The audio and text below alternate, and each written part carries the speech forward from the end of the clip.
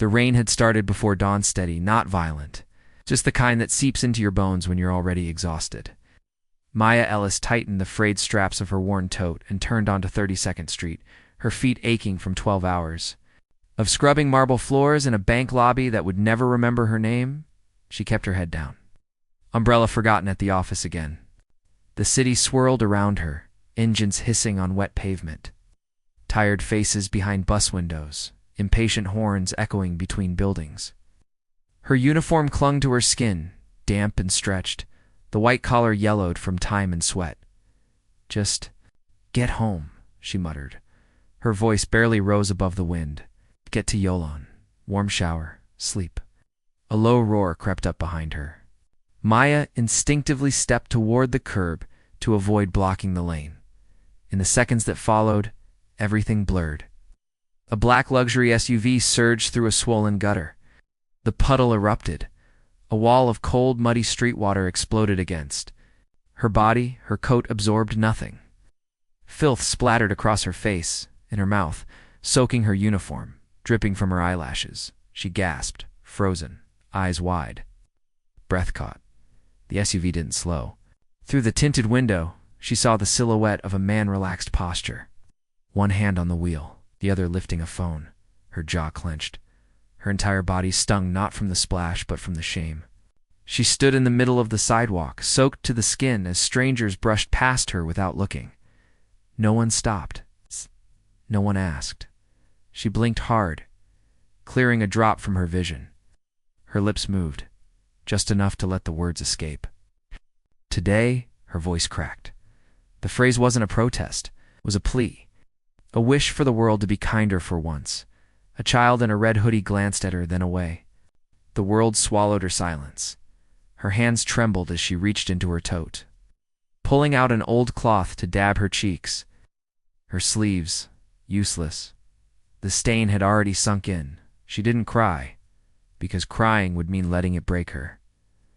A breeze caught her collar. Mud streaked her neckline like war paint. She straightened up slowly, shoulders squaring against the chill. Across the street, under the awning of a shuttered cafe, a woman sat alone on a bench. She held a closed umbrella in her lap, her coat dry, but her eyes focused. Watching, she didn't look away when Maya met her gaze, just nodded, barely perceptible. Then the light changed. Maya stepped forward. Behind her, the SUV vanished into traffic. But in that quiet, cold moment, something had shifted, a seed planted, and the woman on the bench stood up. Amira Cowrie didn't move as the SUV disappeared into the blur of downtown. Traffic. Rain ticked against the bench slats beneath her, a soft percussion over the hush of the morning. Her umbrella stayed folded in her lap. She hadn't opened it once. Across the street, the woman Maya gathered herself with quiet dignity, though Amira could see her hands tremble from where she sat. The water clung to her like accusation, her soaked uniform clinging to thin limbs, shoes ruined, collar drooping with mud. She didn't scream, didn't chase the car, she just stood there. It was the silence that hurt most. Amira exhaled slowly, fogging. The cold air. That man. She recognized him instantly. Gerald Crane. He had been in her courtroom 3 years ago as a philanthropist in a zoning dispute, dressed in the same smug entitlement. He hadn't recognized her then either, and Maya. She had seen her once in a courthouse janitor's uniform, years ago, silent, unnoticed, emptying bins while lawyers argued over justice in suits worth more than her rent. The gap between there. Worlds was measured not in money, but in mercy. Maya stood in the mud. Crane drove through it. Amira blinked, and for a moment, she was a little girl again kneeling beside her mother at the back of the grocery store as customers shouted, "Go back to where you came from." She had learned then how invisibility was sometimes forced, sometimes survival. She had spent a lifetime making herself undeniable. Law school, clerkship, federal bench. But today, watching Maya frozen in the rain, something inside her cracked. Progress had not trickled down. Not here. Not fast enough. She rose from the bench. Across the street, Maya had begun to walk against shoulders rigid, head high, but Amira saw the weight she carried in each step. A city moved around her like she didn't exist. Amira adjusted her scarf, her coat collar tight against her neck, and no one noticed her either, not as a woman of color, in plain clothes, on a wet sidewalk. And that anonymity, she realized, could be power. She took one last look at the street where Crane had splashed mud without a glance.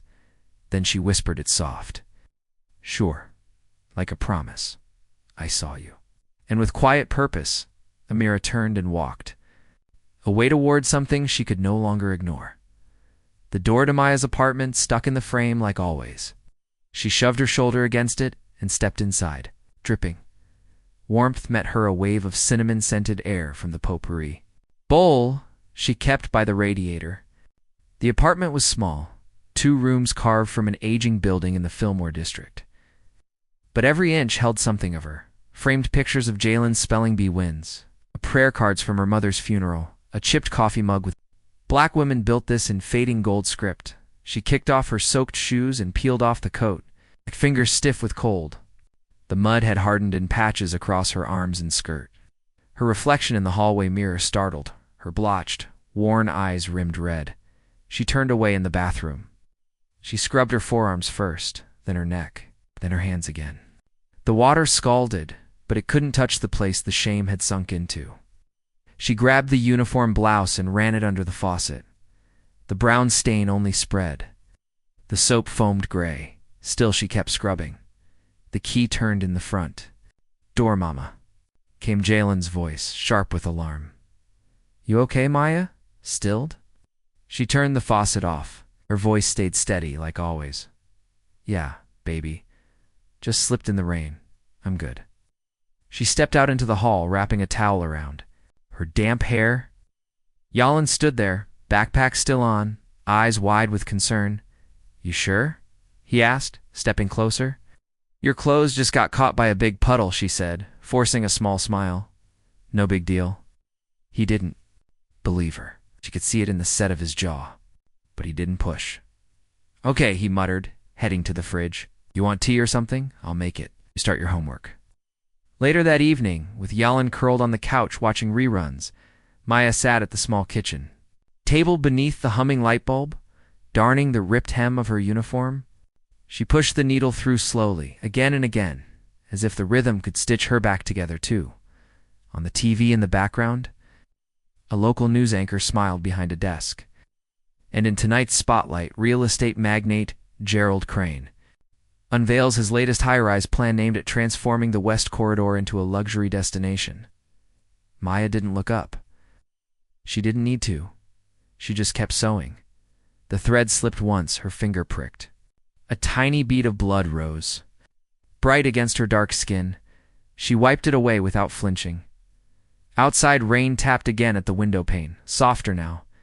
Inside, Maya closed the sewing kit, her fingers shaking only slightly. She looked toward Yalan, who had fallen asleep on the couch with a book on his chest. She whispered, almost too quiet to hear, "Not again." And this time, it wasn't a plea.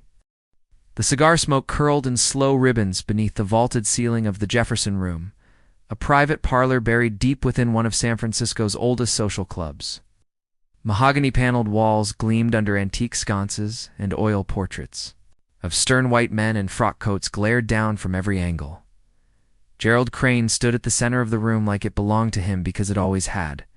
He swirled his bourbon, smiled tightly, and spoke over the low jazz hum in the background. "Gentlemen, I'm telling you, give me 5 years, and we'll have the West Corridor looking like it never knew poverty existed." Laughter followed, dry and knowing. Around him sat the city's unofficial board of power, a venture capitalist, a real estate attorney, a senior developer from the zoning commission, and Gerald's brother-in-law, Daniel Voss, assistant district attorney. The group wore tailored suits and forced grins, but beneath the small talk, it wielded more control over city policy than any elected council. Voss leaned forward, tapping ash into a crystal dish. "So what are you thinking, buy out the last? Few holdouts on Larkin in 19th? Crane nodded. "They'll sell. They always do. Just need to let them know the neighborhood is changing." A few chuckles. Another bourbon poured. The conversation flowed easily, practiced and polite, full of buzzwords that masked the violence beneath. They spoke of urban renewal, safety concerns, modernization. What they meant was displacement. What they meant was, get the poor, the black, the brown. The working class out. Crane, like his father before him, knew how to play the game. His family had inherited properties during the white flight of the 60s, scooping up homes from scared black families for pennies. Years later, they flipped them into boutique condos. He'd grown up in rooms like this, thought to smile while rewriting the map. He raised his glass again. We're not just building towers. We're building legacy. The room applauded. At least pretended to. In his mind, the earlier incident with the cleaning woman had vanished. She was just a footnote in his morning. He hadn't seen her face, just a blur in the rearview mirror.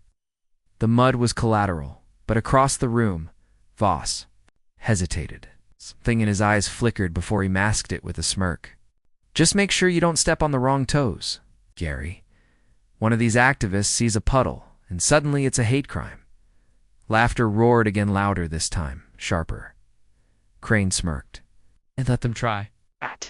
The bartender refilled their drinks. The waiter brought another tray of filet sliders.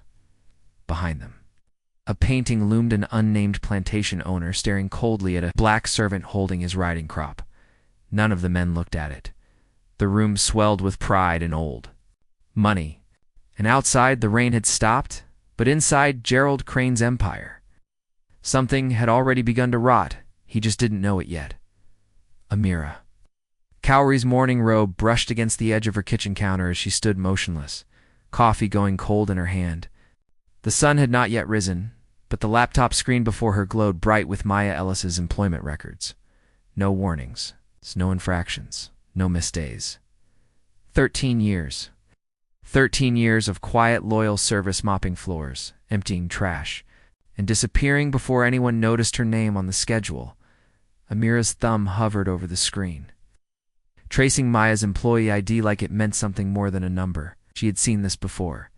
Invisibility dressed up as reliability. The perfect employee, as long as she stayed silent. By 9 a.m., Amira slipped into flats, a long wool coat and a knit hat low over her brow. She left her courthouse badge at home. At Maya's building, a crumbling high-rise with rusted mailboxes. In peeling Pantamira signed in as a volunteer from a tenants' legal aid network. It wasn't entirely untrue. She'd worked with them before. But today she needed something deeper, a human connection beneath layers of practiced silence. The building manager buzzed her up. Maya opened the door a few inches. Her face, half hidden behind the chain, was wary. Her eyes flicked from Amira's hands to her shoes, as if gauging whether she came to help or hurt. Amira kept her tone calm. "I'm not here officially," she said. "I saw what happened. I just wanted you to know. Someone did." The silence thickened. Maya stared at her, shoulders squared, jaw tight. Amira recognized that stance. It was how women protected themselves when the world had taught them not to trust kindness. "I don't want trouble," Maya said at last. "I'm not here to give it," Amira replied. She slowly reached into her coat pocket and pulled out a plain card. No title, just her name and number, if you ever want to be seen. The chain rattled softly. Pause. Then Maya took the card. Their fingers brushed briefly, but enough. Amira felt the weight behind Maya's touch. Fatigue, pride, and something older. Wounds that hadn't closed, only scarred over. "I should go," Amira said gently. Maya didn't answer. The door closed without a goodbye as Amira walked down the hallway. Her boots echoing off the chipped linoleum. She didn't feel rejection, only the pull of something not yet finished. She tucked her hands into her coat pockets and stepped back into the cold. Her breath sharp against the winter air. Back inside, Maya stood alone in the dim hallway, staring at the card in her hand. Maya sat on the edge of a vinyl chair, hands folded tightly in her lap, her uniform freshly pressed but damp at the collar. The HR office was small, windowless, and painted in off-white that had forgotten joy. The fluorescent lights above hummed with mechanical indifference. A clock ticked with unbearable clarity. Across the table sat Mr. Dolan, the company's HR manager, balding, pale, trying too hard to appear concerned. "I want to start by saying we value everything you've done for us over the years," he began, clasping his fingers like a prayer. "But there's been a situation." Maya didn't flinch. "What kind of situation?" He slid a manila folder across the table like it might explode. "Earlier this week, a video surfaced online showing an unfortunate incident between you and Mr. Gerald Crane, one of our longtime clients." Spine stiffened. "It seems you were involved in an altercation," he continued. "And shortly after, someone claiming to be you commented publicly, alleging racial targeting.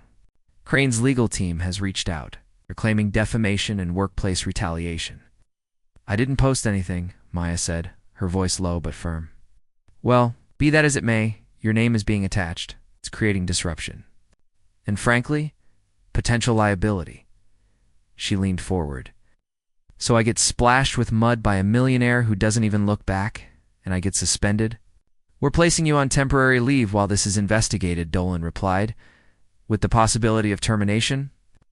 There was no apology in his voice. Just procedure.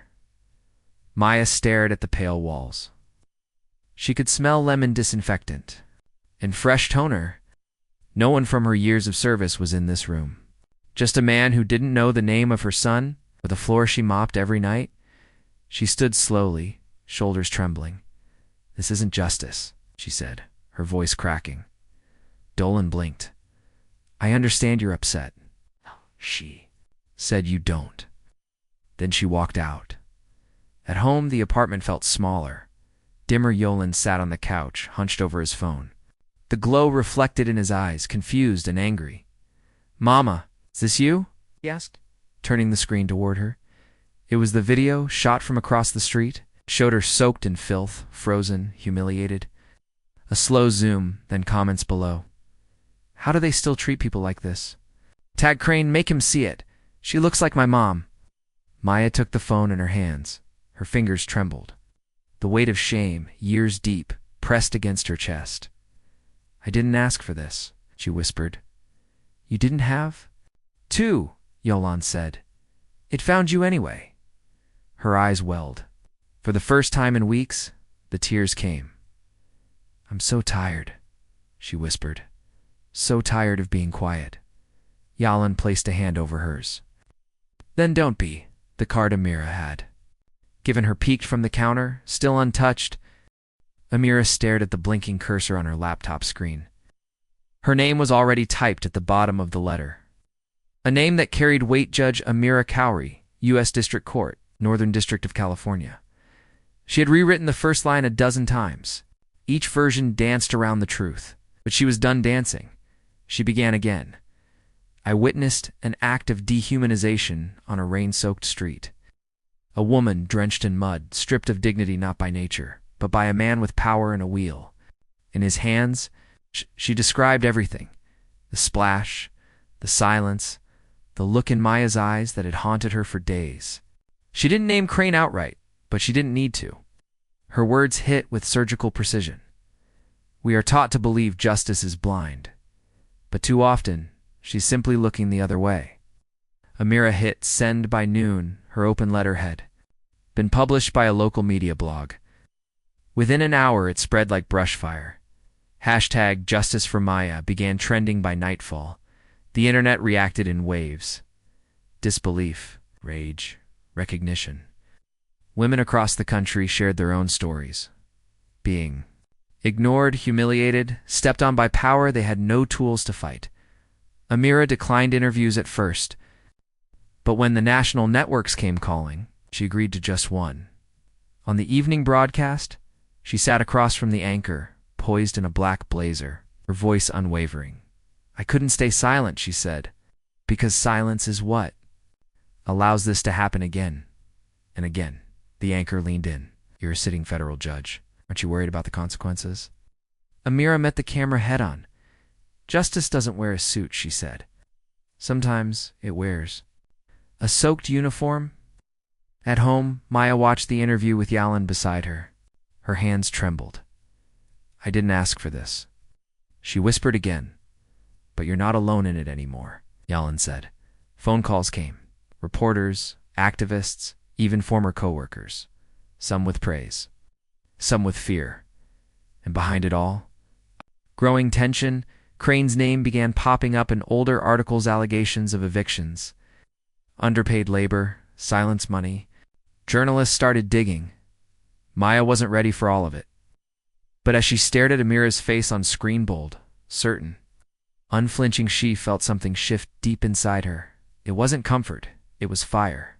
The cracks in Gerald Crane's empire began as whispers, then widened into fractures. First came the protests, small at first. A dozen people with handmade signs outside the Crane development offices, chanting beneath the gleaming glass windows. Then dozens more, and hundreds. TV vans lined the curb. Reporters asked pointed questions Crane had never been forced to answer. Then a board member resigned. A major investor froze funding. The market flinched. Crane's smile faded.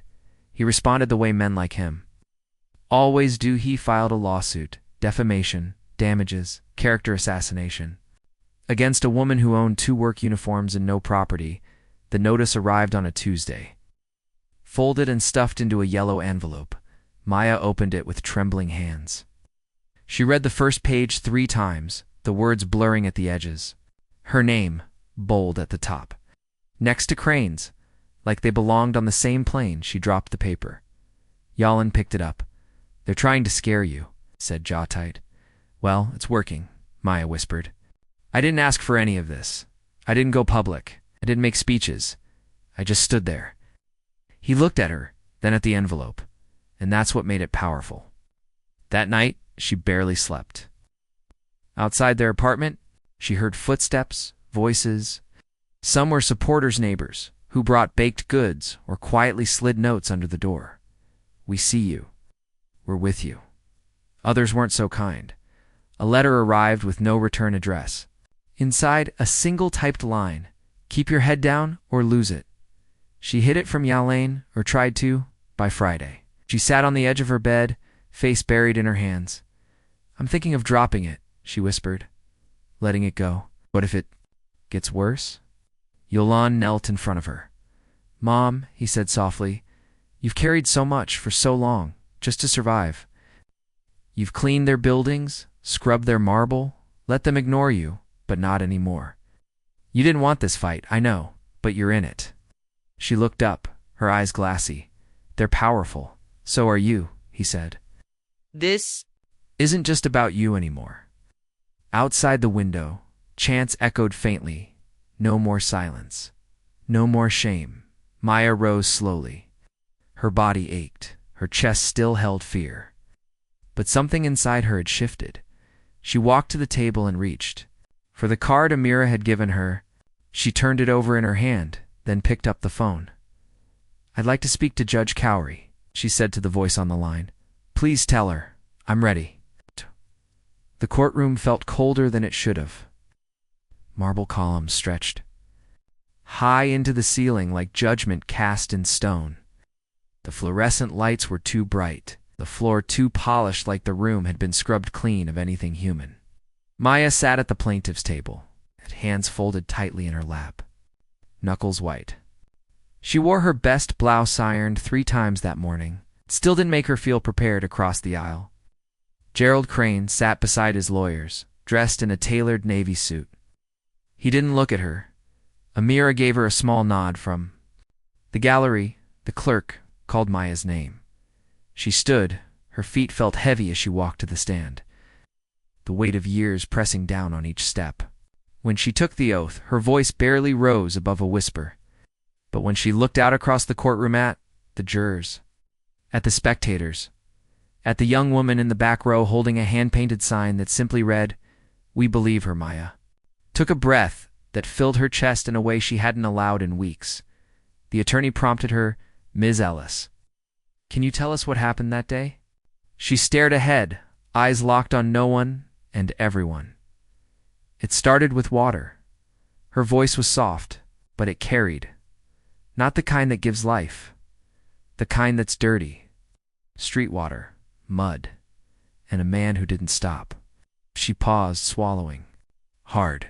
The room was silent, but it didn't start that day. Not really. I've worked in this city for 13 years. I've cleaned bathrooms you'd never set foot in. Offices with glass doors and gold nameplates. I've seen my reflection in the shine I leave behind. But no one ever looked back at me. Her voice trembled, then steadied. People like me aren't supposed to speak. We're supposed to thank you for the crumbs. To say nothing when a rich man drives by and covers us in filth. But that mud, it wasn't just water. It was a reminder that no matter how hard I work, how early I rise, I'm still beneath him. One of the jurors blinked fast, eyes misting, and when I didn't speak out, the world went on. But when I did, I was punished, called a liar, threatened, sued. She turned slightly toward Crane, who still stared forward. But this man who thinks money is louder than truth, he didn't break me, because I've raised a son who sees me. I've found people who do, and now I see myself. Maya's shoulders lifted. My dignity doesn't come from what I wear or what I earn. It comes from the life I live, the pain I carry, and the courage to say, enough. The courtroom held its breath. When she stepped down, silence followed. Then a few claps. The judge banged the gavel once. Gently, Nura took the stand next. Her voice was calm, clear, and devastating. Outside, crowds gathered. Inside, a verdict waited.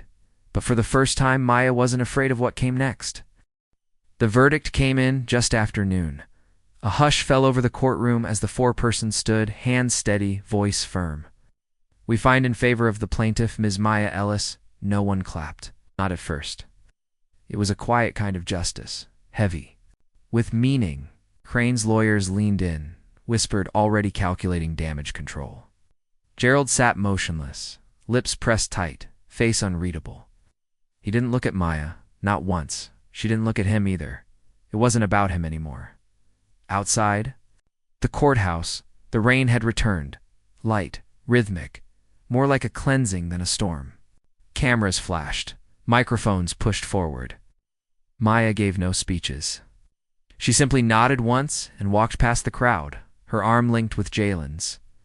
Later that week, the cleaning company called. She had been reinstated. Apologies were offered. Even a promotion, community outreach liaison, they called it. With better pay and a title meant to soothe the guilt. She said no. Instead, Maya took the settlement money and registered the name Ellis Foundation for workers' dignity. Just her and Yalin at first. But soon, others joined: janitors, cafeteria workers, hotel housekeepers, people who had been invisible too long, people who now had a voice. She never sought revenge. She sought restoration, and it came, not wrapped in perfection, but in the quiet act of reclaiming space. 1 month later, the street where it all began looked almost the same, still cracked, still puddled after the rain. But Maya was different. She stood at the curb, umbrella in hand, coat zipped to the neck. Her steps were slower now, not from hesitation, but intention. Across the street, the old cafe had reopened.